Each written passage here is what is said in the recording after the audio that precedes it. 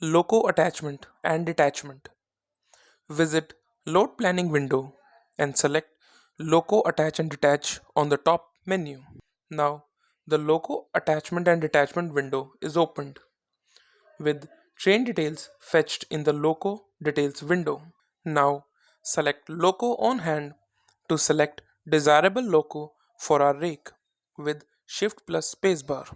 After selection of loco, enter attachment time and date.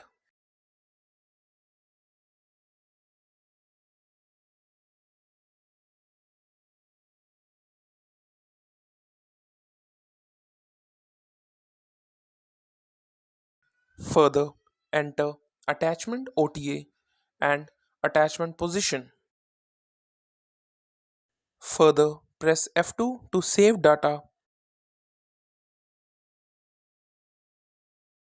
and press F4 for exit.